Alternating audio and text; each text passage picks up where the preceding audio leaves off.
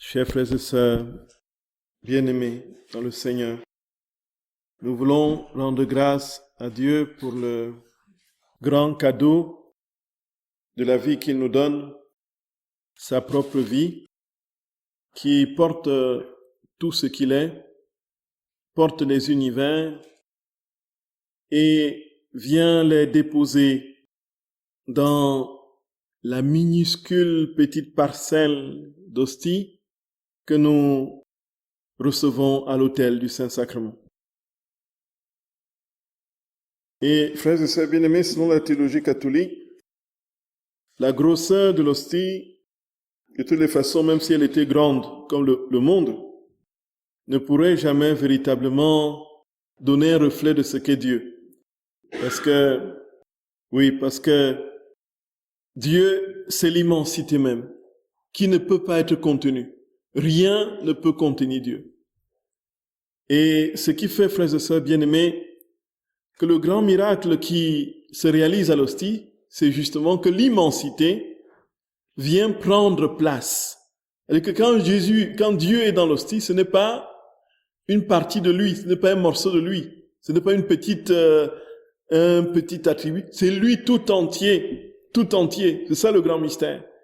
C'est que l'infiniment petit va contenir l'infiniment grand.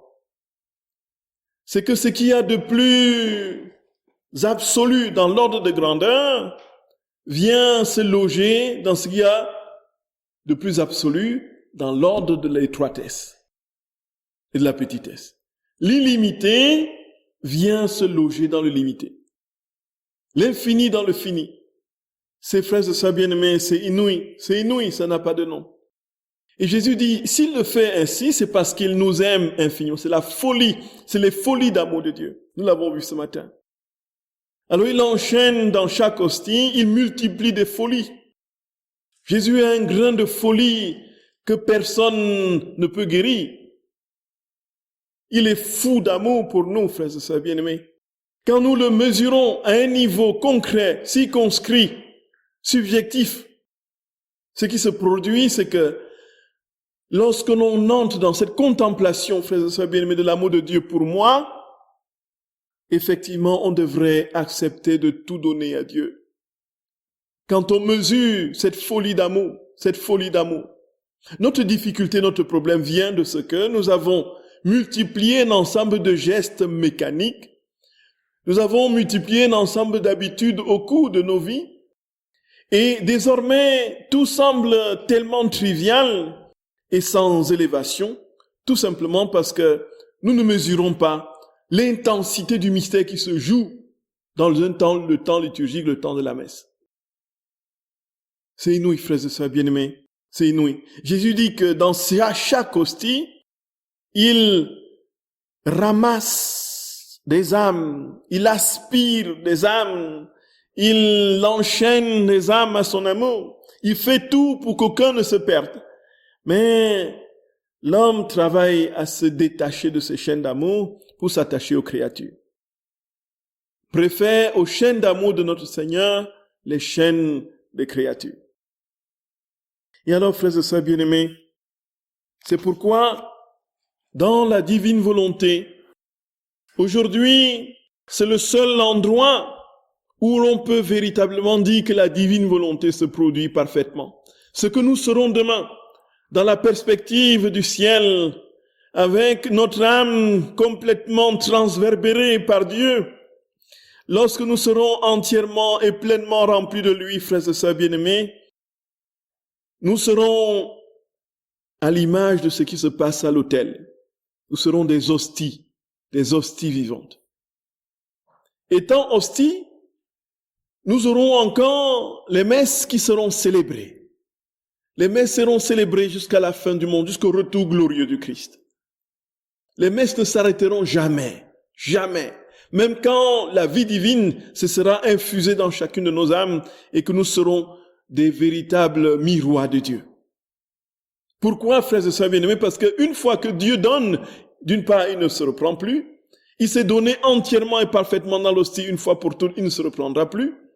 Et secondement, parce que autant les vies divines se multiplient, autant l'univers est rempli de l'amour de Dieu, autant les messes sont célébrées. Donc quand l'ère viendra, puisqu'on parle de l'ère de la paix, lorsque cette ère viendra, frères et sœurs bien-aimés, il y aura une continuelle, ce sera l'ère du triomphe de l'Église.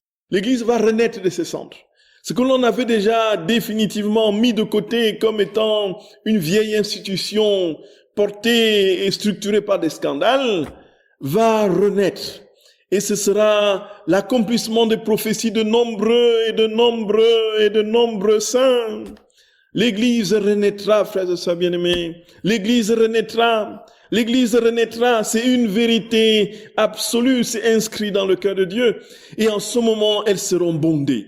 Elles seront bondées. Et puis les prêtres célébreront, on n'en plus fini. Ils célébreront. Les messes se multiplieront.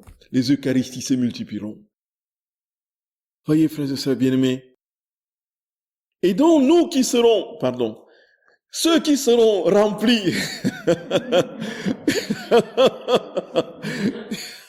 je ne sais pas si je serai là encore, mais si ceux qui seront remplis de Dieu et qui seront véritablement des hosties, on pourrait se poser la question, effectivement, pourquoi en auront-ils encore besoin de messes? La vérité est là, frères et sœurs bien-aimés, que ils communieront. Jésus qui est en eux recevra Jésus dans l'hostie. Et ainsi, les vies de Dieu se multipliant, se répandront davantage et toujours plus, puisque Dieu ne fait jamais rien de limité. Frères et sœurs bien-aimés, et Jésus dit donc que la messe, il n'y a pas son pareil. C'est le sommet. Aujourd'hui, la divine volonté, si on veut voir ce qu'elle est, c'est à la messe. La messe, frères et sœurs bien-aimés. Et j'aurais voulu, moi, pauvre prêtre, célébrer avec beaucoup plus de recueillement et de dignité. Mais la morsure du péché, et naturellement avec son lot de distractions, de dispersion, fait que les messes, voyez, et Jésus va donner une leçon mémorable, un enseignement soutenu d'une portée sublime à l'usage Picarité sur ce qu'est la messe. Lui dit ce qu'est la messe. C'est au tome 1, à la page 82, puisqu'il n'avait pas encore pris l'habitude de marquer les dates. Donc c'est au début de l'année 1899. Jésus va lui donner un ensemble de leçons, d'enseignements sur ce qu'est la messe, frères et sœurs bien-aimés. Et c'est tout simplement incroyable. Pendant que j'assistais attentivement au sacrifice divin, Jésus me fit comprendre que la messe recouvre tous les mystères de notre religion. La messe recouvre tous les mystères de notre religion. Elle parle silencieusement au cœur de l'amour infini de Dieu. Elle nous parle aussi de notre rédemption en nous faisant nous souvenir des souffrances que Jésus supporta pour nous. La messe, dit Luisa, nous fait comprendre que non satisfait d'être mort une fois sur la croix pour nous, Jésus veut, dans son immense amour, se diffuser en nous et perpétuer son état de victime à travers la Sainte Eucharistie. Jésus me fit aussi comprendre que la messe et la Sainte Eucharistie sont un rappel perpétuel de sa mort et de sa résurrection. Donc à la messe, Jésus meurt, il meurt et ressuscite. C'est pas un rappel au sens du souvenir, comme certaines confessions chrétiennes le disent. Ce n'est pas qu'on se souvient, comme on était en vacances ensemble et puis on a pris quelques photos et maintenant on regarde les photos, on se souvient, ah tu vois tel, qu'est-ce qu'il est devenu, ah il a grandi, et ainsi de suite. Ah oui, qu'est-ce qu'il est devenu? Et après, plus tard, il s'est marié. Enfin, aujourd'hui, il a des enfants. Où est-ce qu'il est Non, c'est pas ce souvenir-là. On ne se souvient pas. Le mémorial, au sens biblique, n'est pas le souvenir mémoriel d'une mémoire humaine.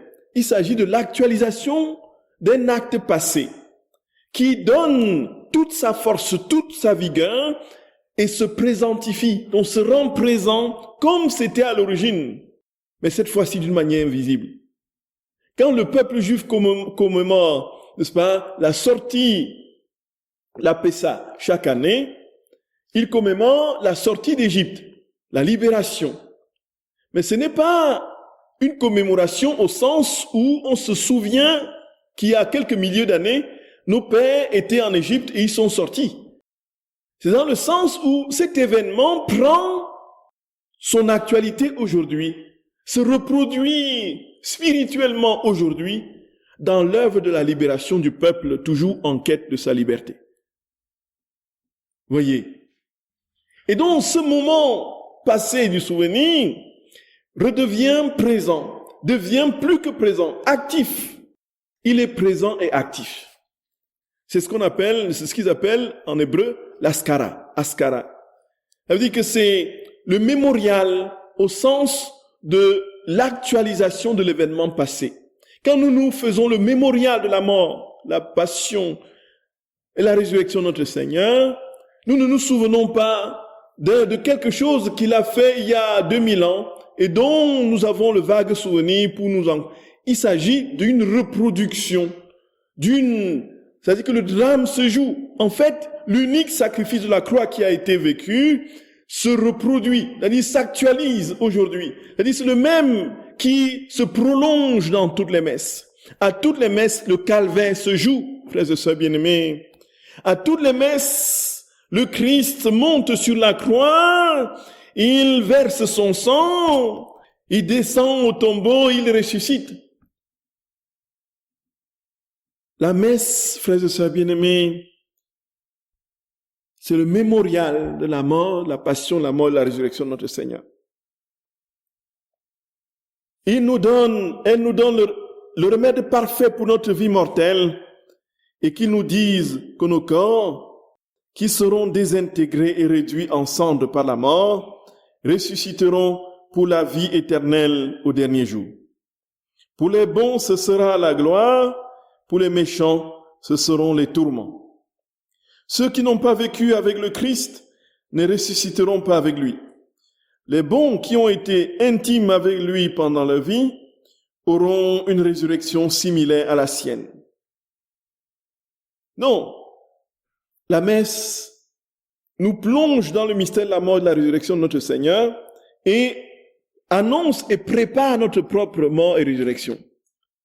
De même que le Seigneur meurt et ressuscite, nous mourrons avec lui. Si nous vivons avec lui, dit Saint Paul,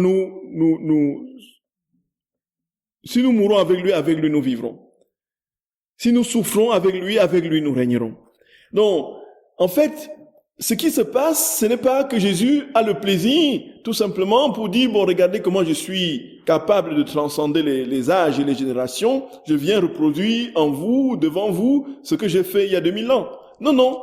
Pourquoi le fait-il aujourd'hui, frères et sœurs bien-aimés? Parce qu'il entraîne le cortège des hommes, et plus particulièrement ceux qui assistent à la messe, dans cette mort et cette résurrection. Nous entrons mystiquement dans la mort du Christ pour ressusciter avec lui. La messe n'a pas son pareil, frères et sœurs bien-aimés. La messe n'a pas son pareil. Il me fit bien comprendre que la chose la plus consolante du saint sacrifice de la messe est Jésus vu dans sa résurrection. Cela est supérieur, dit Louisa, à n'importe quel autre mystère de notre sainte religion. Supérieur à n'importe quel autre mystère de notre sainte religion. Au même titre que sa passion et sa mort, sa résurrection est renouvelée mystiquement sur nos autels quand la messe est célébrée. Donc en fait, supposez qu'un instant, on vous ouvre les yeux spirituels, yeux surnaturels, pour voir ce qui se passe pendant la messe.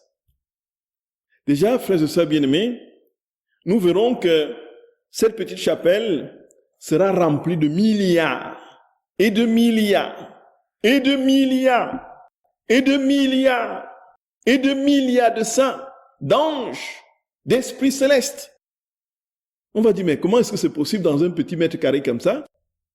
Tout simplement parce qu'il n'y a pas d'espace en Dieu.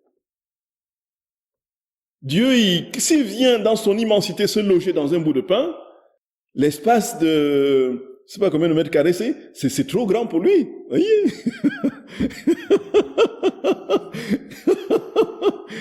Oui, oui.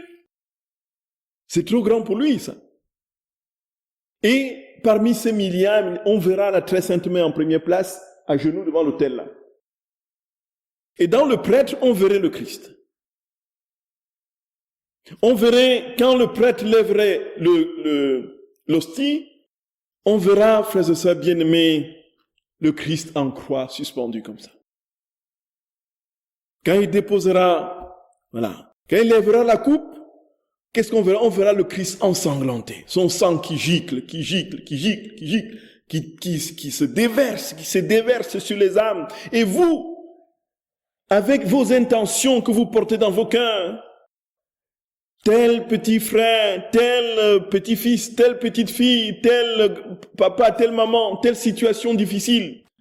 Lorsque vous êtes au fond de vous en train de demander au Seigneur en ce moment que le Seigneur prenne pitié d'eux, vous verrez ce sang descendre, aller chez ces personnes, les visiter, les toucher.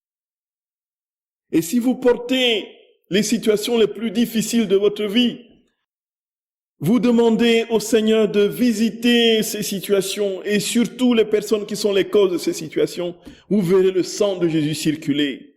Jésus circule, frères et sœurs d'amour. C'est le temps de la messe, le temps de la messe. Ne loupez pas la messe tant que vous pouvez, frères et sœurs bien-aimés.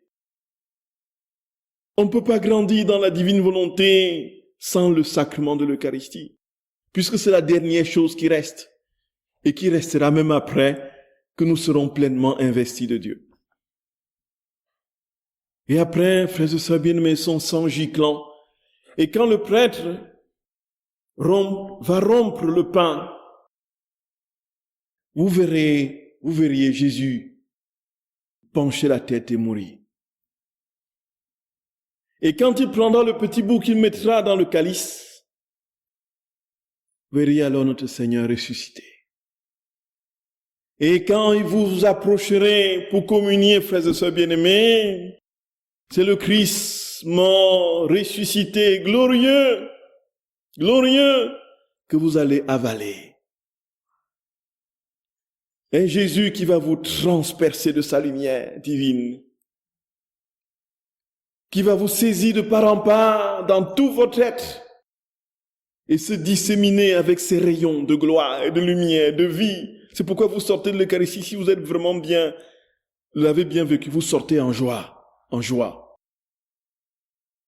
Et c'est en ce moment, frères et sœurs bien-aimés, après cette communion, que Padre Pio devenait une boule de lumière. C'est en ce moment que son corps se transformait. Il devenait une boule de lumière. Il éclairait les gens autour de lui, au sens propre du terme. Au point où les gens pouvaient venir lire le bouquin près de Padre Pio, dans l'obscurité.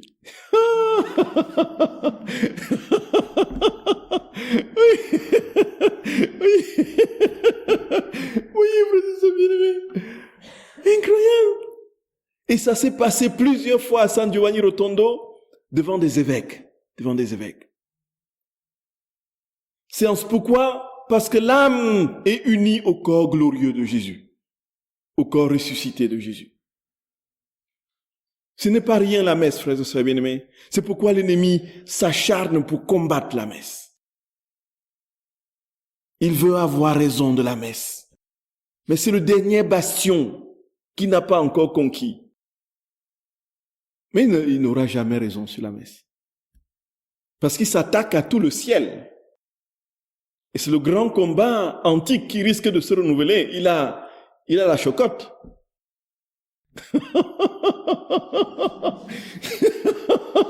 Il se souvient qu'il est parti du ciel, combattu parce que à la messe, les saints Michel Archange est là, tous les saints sont là, tous les anges, la très sainte main est là. Comment il va s'attaquer à un mystère comme ça? Mais il fait tout, il torpille l'esprit des gens, Dites plutôt que c'est ça, dites plutôt que ça ressemble au corps du Christ, que ce n'est vraiment pas le corps du Christ. Voyez? Comprenez autrement ce que Jésus a dit en disant, voilà, ceci est mon corps, ça veut dire plutôt ceci signifie que c'est mon corps, ceci symbolise mon corps. Il va détourner comme ça. Mais s'il achève la messe catholique, frères et sœurs bien-aimés, il coule le monde, il entraîne le monde dans l'abîme. Là où Dieu est présent au cœur de l'humanité aujourd'hui, frères et sœurs bien-aimés, c'est dans la messe. Pleinement présent, avec tout le ciel, tout le mystère. Et lui a dit que le Seigneur lui a donné de comprendre tout cela dans les détails. Et elle dit que c'est supérieur à tous les mystères. Sous le voile du pain sacramentel, Jésus se donne lui-même aux communiants pour être leur compagnon au long du pèlerinage de leur vie mortelle. C'est le viatique. Le Seigneur se donne à nous pour nous accompagner dans notre pèlerinage terrestre. Par le moyen de la grâce provenant du sein de la Sainte Trinité, il donne la vie qui dure toujours à ceux qui participent corps et âme au sacrement de l'Eucharistie. Celui qui mange mon corps et boit mon sang a la vie éternelle. C'est la promesse de Jésus, frères et sœurs bien-aimés. Et je le ressusciterai au dernier jour. Et l'on comprend pourquoi certains saints se sont nourris uniquement du corps de Jésus pendant une bonne partie de leur vie. Saint Nicolas de Flux, qui était le saint patron de la Suisse, là, qui était père de famille et qui, à un moment donné, a senti un appel profond à la vie hérémétique, qui a tout quitté, ayant bien situé ses enfants, bien sûr, et laissé ce qu'il fallait pour vivre à son épouse. Il va se retirer, justement, dans l'ermitage du Ranft, en Suisse, là, et va passer des années et des années. Il va avoir la grâce, justement, de l'inédit, cette possibilité que le Seigneur donne à certaines âmes de ne pas se nourrir. Saint Nicolas de Flux, pendant 19 ans, n'a pas mangé et il n'a pas bu. Il se nourrissait du corps du Christ. Vous voyez, frères et sœurs bien-aimés. C'était un laïc. C'était un laïc, voyez. C'était pas un clerc. Hein? Marthe Robin, on n'en parle plus. C'est le record, 50 ans sans manger, sans boire. Luisa Picaretta, ses confesseurs l'avaient forcée à manger, mais une fois qu'elle mangeait, elle rendait immédiatement une toute petite quantité qu'elle rendait.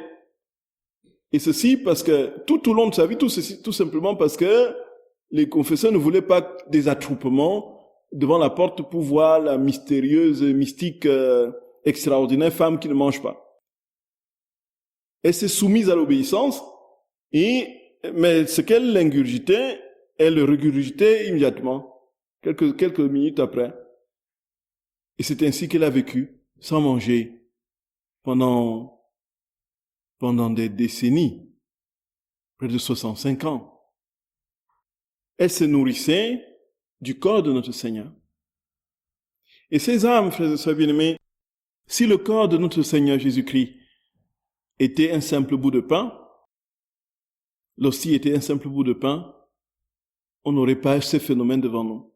C'est la preuve irréfutable de la substance divine contenue justement dans ce bout de pain, lorsqu'il est consacré. Et c'est pourquoi, frères et sœurs bien-aimés, nous ne devrions pas, même pas sous un prétexte à nos yeux légitime, tant que ce n'est pas un péché mortel, nous ne devrions pas nous soustraire de la communion. Parce que j'ai dit un petit mensonge, j'ai dit, oh, je ne suis pas digne de communier. Quand est-ce que vous allez être digne pour vous avancer? Quand, frères et sœurs d'amour? Quand? Vous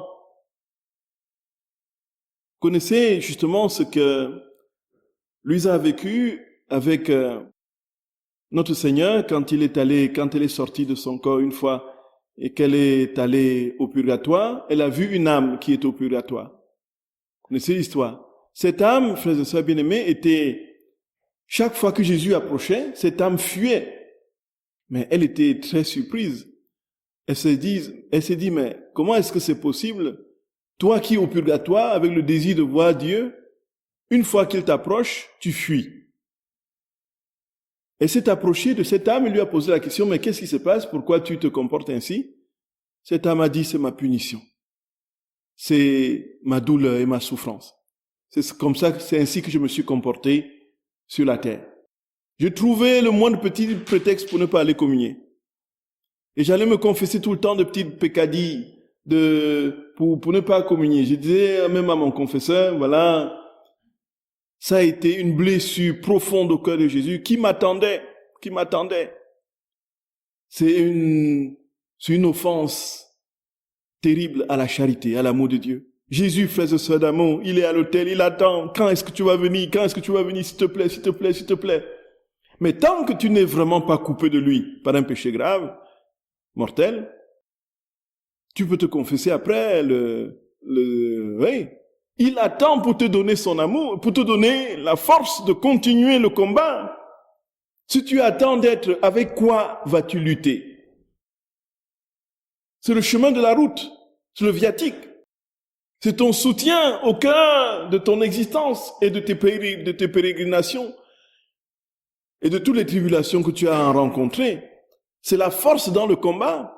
Quand est-ce que tu seras prêt si tu prends des prétextes fallacieux constamment pour ne pas approcher de ce saint mystère? Qui t'aidera à être prêt? Voyez, frères et sœurs bien-aimés, c'est ainsi que les choses se produisent. Le Seigneur nous dit que la grâce qu'il nous a donnée, c'est d'avoir le ciel à notre portée. Aujourd'hui, tout le ciel est dans l'hostie. Et si nous recevons le corps de notre Seigneur avec tout l'amour et toute la soif, on voit, frères et sœurs bien-aimés, beaucoup de saints, à peine s'approchaient-ils du corps de notre Seigneur que l'hostie quittait la main du prêtre à une vitesse, voyez, vitesse TGV, un peu pour rentrer, tout simplement parce qu'il y avait une soif. Oui, je t'attends, j'ai soif de prendre place en toi. Voyez, frères et sœurs bien-aimés, ces mystères, sous le voile du pain sacramentel, dit l'usage, Jésus se donne lui-même aux communiants pour être leur compagnon au long du pèlerinage de leur vie mortelle. Par le moyen de la grâce provenant du sein de la Trinité, il donne la vie qui dure toujours à ceux qui participent, corps et sang, au sacrement de l'Eucharistie. Ces mystères sont si profonds que nous ne pourrons les comprendre entièrement que dans notre vie immortelle. Ces mystères sont si profonds, frères et sœurs bien-aimés, que c'est au ciel que nous comprendrons tout de manière parfaite.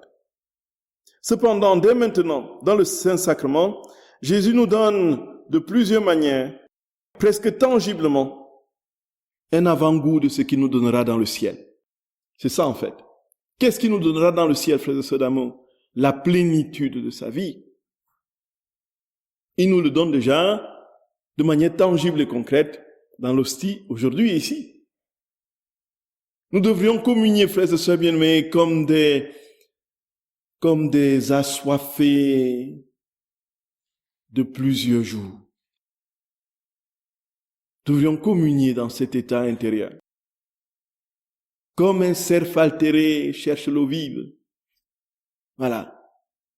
Comme un cerf altéré cherche l'eau vive. Nous devrions être dans cette soif quand nous approchons du Saint-Mystère. Désirer vraiment le Seigneur, frères et sœurs bien-aimés, pour qu'il trouve son contentement en nous, pour qu'il trouve sa joie en nous. Le désirer vraiment. Oui, Jésus, maintenant, je veux te recevoir.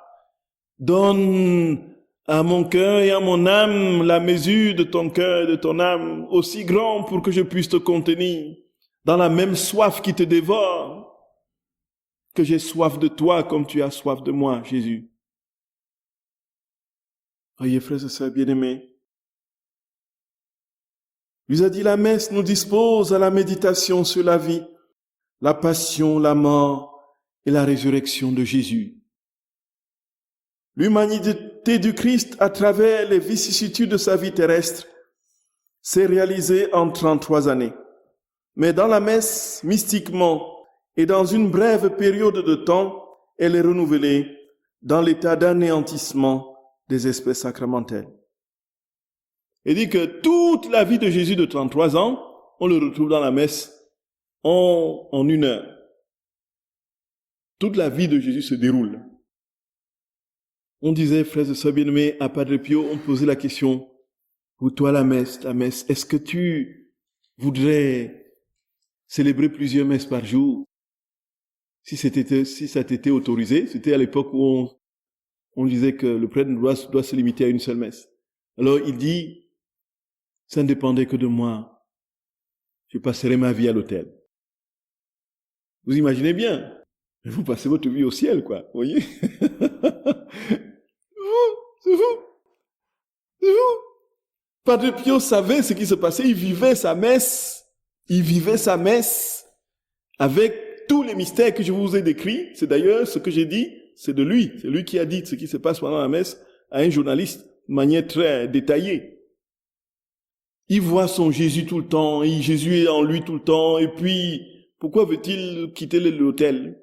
Il dit d'ailleurs que là où on doit chercher le prêtre, c'est à 2 endroits. 2 seuls endroits où on doit trouver le prêtre. À la messe et au confessionnal. Le prêtre a été ordonné pour ça. Amener les âmes au Seigneur et célébrer les saints mystères. Mais aujourd'hui, on le voit partout, sauf là où... où on devait le trouver. On devrait le trouver. Tous les mystères, la prédication de Jésus, son arrestation, sa mort, sa crucifixion, sa mort, sa résurrection, tout cela se déroule pendant la messe. Vous savez, frères et sœurs bien-aimés, c'est cette histoire de Jean de Robert. Jean de Robert qui était le fils spirituel de Padre Pio, qui est un prêtre français, qui avait été près de Padre Pio et a vécu des choses très très fortes avec lui, qui lui a donné justement en héritage une grâce spéciale. Un jour, Jean de Robert demande à Padre Pio, est-ce que tu peux m'accorder la grâce de célébrer comme toi, comme tu célèbres toi. Il dit, tu ne sais pas ce que tu demandes. Alors il prend un petit temps de prière, il dit oui, le ciel te l'accorde. Et donc le lendemain, Jean de Robert célébrait sa messe en plus de 2 heures, de temps, et Padre Pio, lui, le célébrait en 20 minutes. Donc, l'échange était fait, hein, voyez. Et il décrit Jean de Robert, ce qui s'est passé pendant la messe. Il dit, j'ai personnellement vu ce qui s'est passé, c'est impressionnant. Jean de Robert dit que quand il a commencé la messe, du moins au moment de la consécration, quand il a commencé à présenter les offrandes, ce que l'on présente avant l'offertoire, il a vu s'avancer quelqu'un, et il s'est retrouvé vraiment dans la personne de Jésus. Il dit, pour lui, c'était quelque chose de très, très mystérieux. Jésus était en lui pleinement, il le sentait, il le vivait, il était en lui. Et qu'est-ce qu'il a vu avancer? Il a vu avancer Judas Iscariote. Il a vu Judas. Donc, en fait, qu'est-ce qui se passe, frères et sœurs d'amour? Comme, encore, dans l'acte de Dieu, il n'y a pas de succession de temps, ce qui s'est passé au jardin de Gethsémani, Jean de Robert l'a vécu aujourd'hui, comme si ça s'est passé aujourd'hui. Tout simplement parce que tout cela est gravé en Dieu.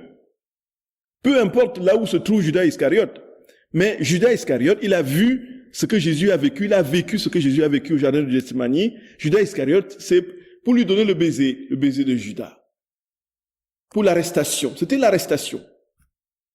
Et la messe a continué, n'est-ce pas? Et tout ce que je vous ai dit, n'est-ce pas? Quand il levait le pain, Jésus était en croix.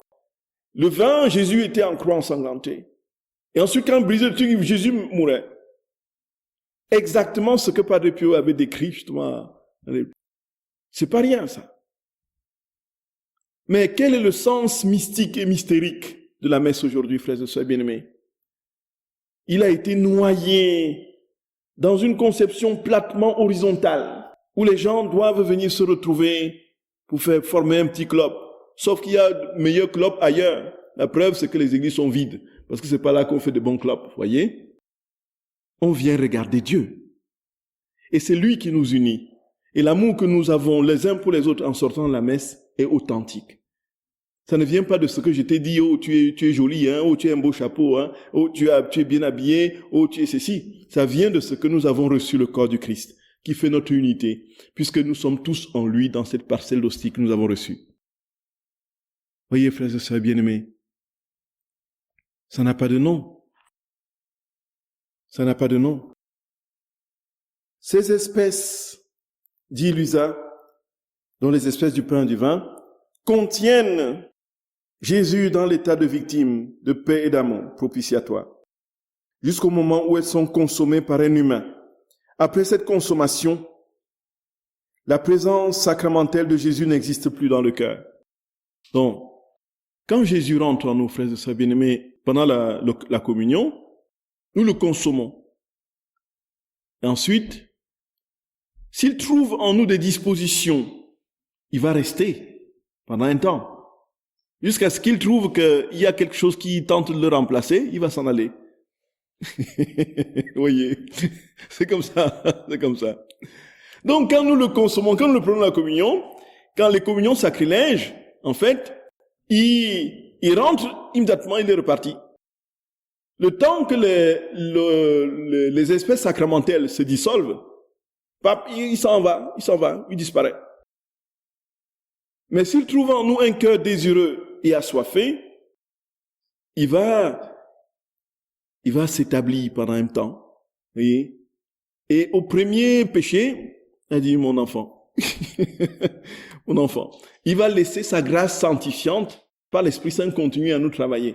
Mais sa présence substantielle, en son corps, son sang, son âme et sa divinité, va retourner, et il va s'en aller, va retourner dans sa gloire.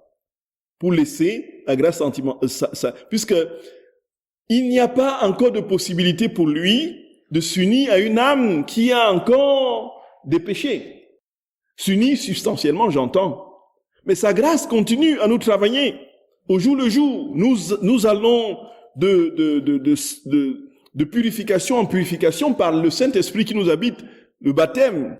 Cette propension, cette grâce, cette gratia gratum faciens, travaille à nous donner, frères et sœurs bien-aimés, la ressemblance. Mais la ressemblance n'étant pas encore parfaite, Dieu ne peut pas s'établir substantiellement en nous. Et donc, quand nous communions et qu'il trouve en nous un obstacle, il a juste le temps d'attendre que l'hostie se dissolve dans notre bouche et puis retourne. Mais s'il trouve en nous, frères et sœurs bien-aimés, l'espace, il va rentrer dans les fibres de notre être les plus reculées.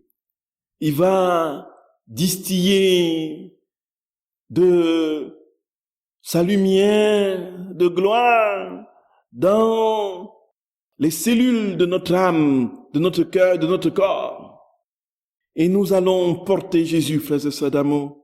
Et nous sortirons de la messe, il n'y aura en nous que bonté, que joie, que joie. Voyez, à peine sommes-nous sortis que nous commençons à casser le sucre sur les autres. Voyez, comment voulez-vous qu'il demeure? C'est pas possible. C'est pas possible, frères et sœurs bien-aimés. Jésus retourne dans le sein de son Père exactement comme il le fit quand il ressuscita des morts. Donc, il dit, il retourne dans le sein de son Père exactement comme lorsqu'il est ressuscité des morts et qu'il est retourné à son Père. Dans le sacrement de l'Eucharistie, Jésus nous rappelle que notre corps ressuscitera dans la gloire. Et c'est cela, frères et sœurs bien-aimés. Nous célébrons la résurrection de notre Seigneur, nous célébrons notre propre résurrection. Nous célébrons sa mort, nous célébrons notre propre mort. Et nous célébrons sa glorification, nous célébrons notre propre glorification. C'est l'humanité entière qui est embarquée dans le mystère de la mort, de la résurrection et de la glorification de Jésus. Ayez ça, frères et sœurs bien-aimés. Dans le sacrement de l'Eucharistie, Jésus nous rappelle que nos corps ressusciteront dans la gloire. Tout comme Jésus retourne dans le sein du Père quand c'est sa présence sacramentelle, ainsi passerons-nous à notre résidence éternelle dans le sein du Père quand nous cesserons d'exister à travers notre vie terrestre présente. Notre corps, à l'instar de la présence sacramentelle de Jésus après la consommation de l'hostie, semblera ne plus exister. Mais au jour de la résurrection universelle, par un très grand miracle de la toute-puissance divine, il reprendra vie. Et uni à notre âme, il jouira de la béatitude éternelle de Dieu. D'autres, au contraire, s'en iront loin de Dieu pour souffrir d'atroces et éternels tourments. Et frères et sœurs bien-aimés, et on comprend aussi par ce mystère le phénomène de l'incorruptibilité de certains corps qui aujourd'hui encore jalonnent l'Église, de nombreuses églises dans le monde. Sainte Thérèse Coudet à la Louvesque, Saint curé d'Ars dans son église à Ars, Sainte Bernadette Soubirous à Nevers, Saint Charles Borromée à Rome, les très nombreux saints, frères et sœurs bien-aimés, Saint Padre Pio, Saint Giovanni Rotondo. On peut comprendre ainsi le mystère, frères et sœurs bien-aimés, de cette incorruptibilité. Qu'est-ce qui s'est passé? Comment peut-on l'expliquer en fonction du mystère de l'Eucharistie? C'est qu'il y a eu dans ces êtres une telle soif de Dieu que Dieu est venu. Dans chaque hostie qu'ils ont reçue, il s'est donné pleinement. Et cette vie de Dieu s'est disséminée en eux.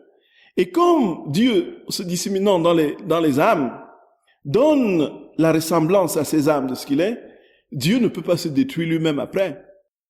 Puisque dans ces âmes, dans ces êtres, dans ces corps, il y a une parcelle de lui. Il y a quelque chose de lui, de sa vie, Et nous qui avons communié des tonnes et des tonnes d'hosties toute notre vie, sans cette soif et sans ce désir ardent d'être transformé en lui, il est venu, il est reparti, il est venu, il est reparti. Chez ces âmes, il est resté longtemps. Il s'est disséminé en eux. Et alors, ils ont épousé progressivement les propriétés d'incorruptibilité. On peut ainsi expliquer partiellement le phénomène, tout en sachant que c'est le souverain don de Dieu, que c'est libre à lui de garder un corps intact ou pas, en fonction de ce qu'il connaît et que nous ne maîtrisons pas.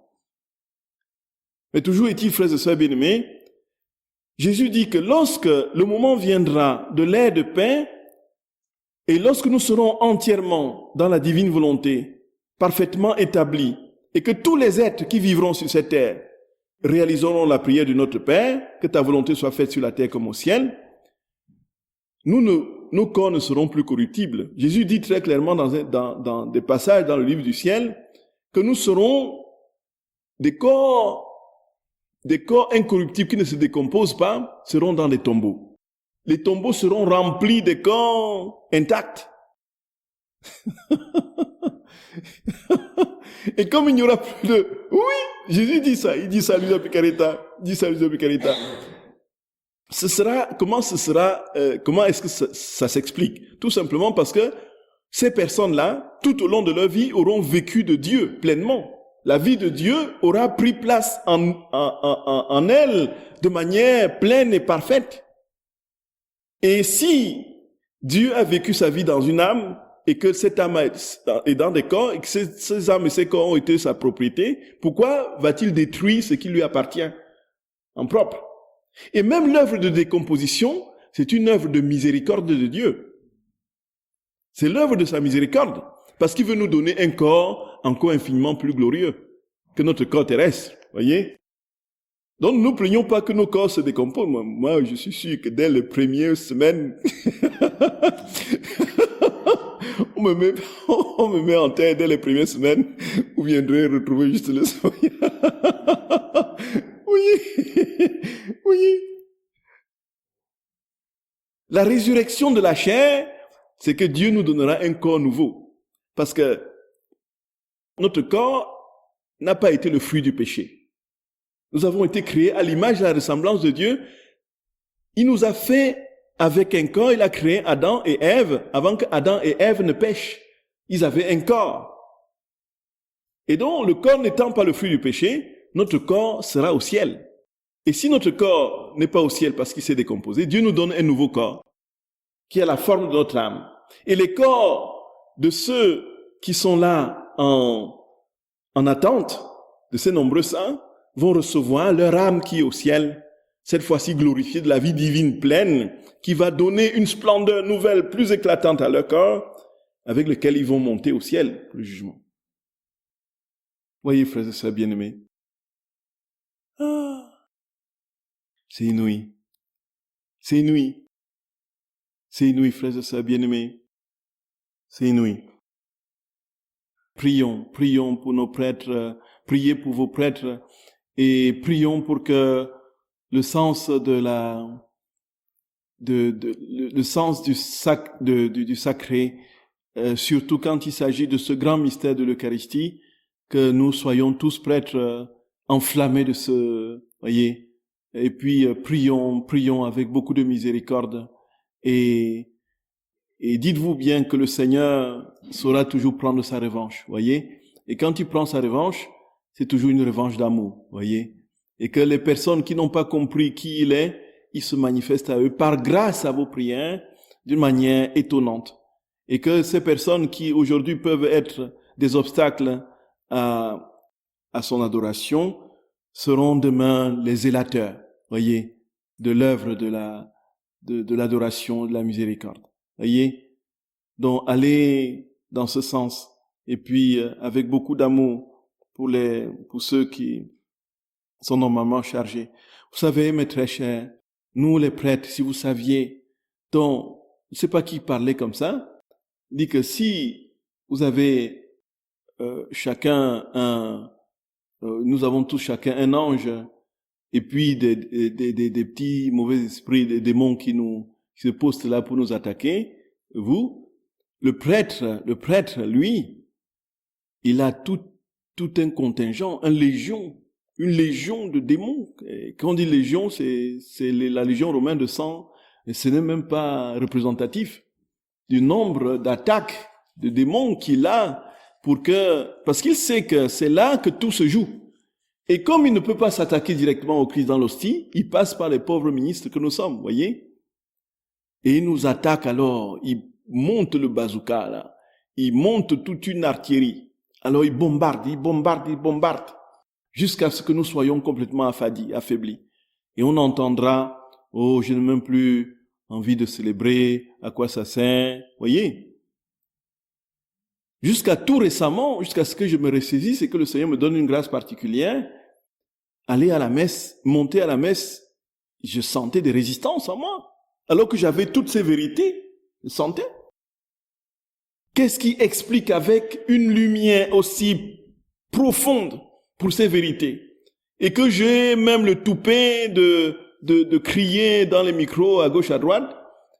Moi, quand il m'arrive de vouloir monter à l'autel pour célébrer, que je sente des résistances, que je sente un poids, et que je sente qu'il y a un combat qui est en train de se livrer, et que ce n'est pas subitement de gaieté de cœur avec une joie surnaturelle que je me jette sur les ornements pour commencer la messe.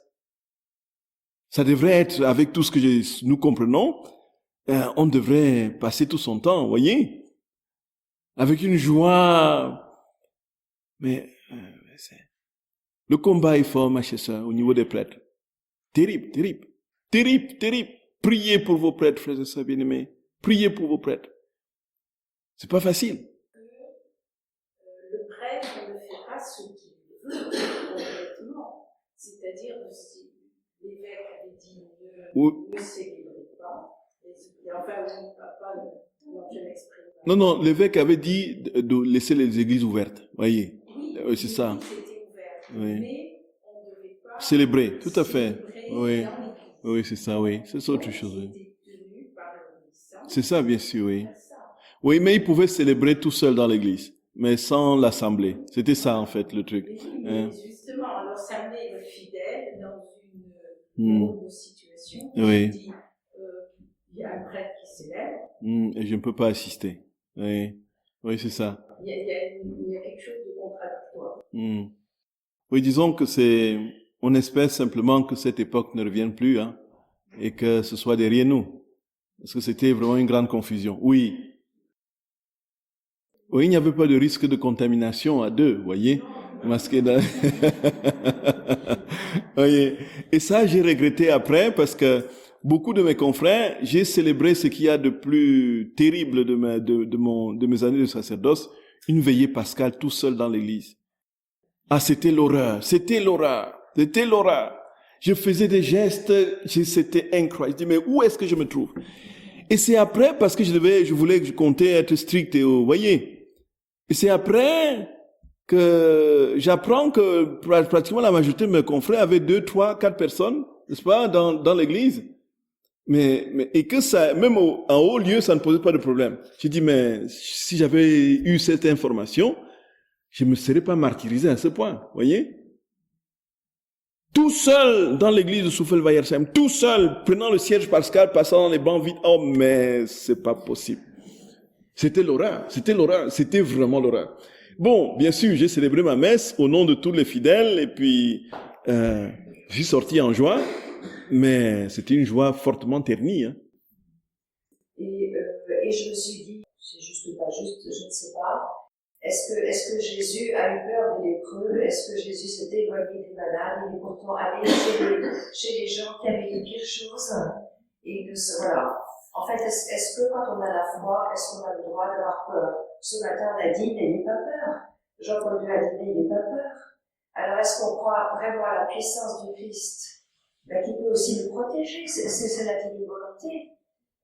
Vous comprenez, là, je patauge un petit peu entre ce qui est dit, ce que je lis dans la Bible, entre ce que je pense et ce que je crois. Disons que s'il y a risque réel de contamination et de contagion, ce qui était le cas, parce qu'on a vu dans nos paroisses les gens tomber et mourir comme des mouches, hein. On a vu, bon, il y avait vraiment une épidémie, il y avait une circulation et certaines contagions bien sûr, ce n'était pas dans le cadre des célébrations où c'était très cadré et strict. Il y a eu la paroisse protestante à côté qui a perdu plusieurs fidèles. Parce qu'ils avaient fait une répétition et puis nos fidèles à une répétition avec la chorale protestante, presque tous les choristes étaient covidés. Vous voyez, il y avait un risque réel. Et ça, je pense que les précautions, notre Seigneur nous donne le bon sens, qui est le premier critère de discernement. Et ensuite, dans des conditions extrêmes où il n'y a vraiment pas possibilité de faire autrement, dans le cadre familial, on a bien vu, c'était là le lieu où on avait le plus les foyers de contagion, c'était dans ces cadres rapprochés. Donc il y avait effectivement un risque que proche, avec beaucoup de personnes rassemblées, que le virus circule et c'est le cas. Et donc du coup, la protection du Seigneur intervient quand notre bon sens a fonctionné. Et quand la protection dans le bon sens, au premier degré, n'a pas fonctionné, sa protection peut effectivement venir. Donc, supprimer le premier degré et puis attendre impérativement une protection surnaturelle alors qu'on n'a pas pris les précautions, c'est là qu'on risque d'avoir des surprises désagréables, voyez. Et puis, pour dire les choses telles que, il y a des personnes qui ont dit, moi, je suis en Dieu, je ne peux pas, je serai pas atteint parce que je suis protégé. Ça, c'est des faits concrets, ma chère sœur bien-aimée. Voyez, des faits concrets, des personnes que je connais. Là, je serai protégé parce que il n'y a pas de risque pour moi puisque Dieu me protège, voilà. Ils n'ont pas pris les mesures d'usage. Et ils ont été frappés douloureusement. Et ils se sont retrouvés, n'est-ce pas, en réanimation, intubés pendant des semaines. Et ils ont même failli passer, un autre a failli passer. Et là, immédiatement, ils se sont ravisés et ils ont pris une attitude de plus grande humilité qui est plutôt louable. Voyez. Et c'est ça, en fait. Je pense qu'il y a deux niveaux. Si on ne peut plus se protéger parce qu'on ne peut pas faire autrement, on peut demander et supplier la protection du Seigneur. Mais quand les possibilités s'offrent de véritablement se protéger, voyez. Et donc, je pense que le Seigneur nous protège en fonction de ce que nous faisons, de ce qu'il fait déjà en nous comme œuvre de protection. Et ce qu'il fait en nous comme œuvre de protection, c'est déjà le bon sens qui nous donne une claire compréhension de comment se protéger. Voyez. Je vais sur le psaume 90, tu ne craindras ni les terreurs de la nuit, ni la flèche qui vole le grand jour, ni la peste qui rôde dans le noir, ni le fléau qui frappe à midi, qu'il en mille à tes côtés, qu'il en 10 000 à ta droite, toi tu restes hors d'arrêt. Si. Il y a beaucoup de... Non, si vous prenez ce passage à la lettre comme ça, donc on ne comprendrait pas qu'il y ait beaucoup de chrétiens qui soient morts. Oui, vous voyez, alors qu'ils avaient la foi, alors qu'ils étaient en Dieu et tout ça. Comment se fait-il qu'ils aient été... Dans leur foi. Seul Dieu le sait. C'est pas dans les données. Non, nous ne sommes pas des Rambo, hein. Nous ne sommes pas des... non. Il y a une prudence. C'est une vertu cardinale, la prudence. Voyez, c'est une vertu de Dieu, la prudence. C'est-à-dire, on ne peut pas, sous prétexte d'une protection impérative et massive de Dieu, éviter d'être prudent. Voyez, c'est basique. Il faut articuler. Donc, si notre prudence n'arrive pas à nous protéger, on invoque, voyez, le Seigneur vient au secours dans cette perspective en fonction de ce qu'il a comme projet sur nous. Ne craignez pas ceux qui tuent les corps.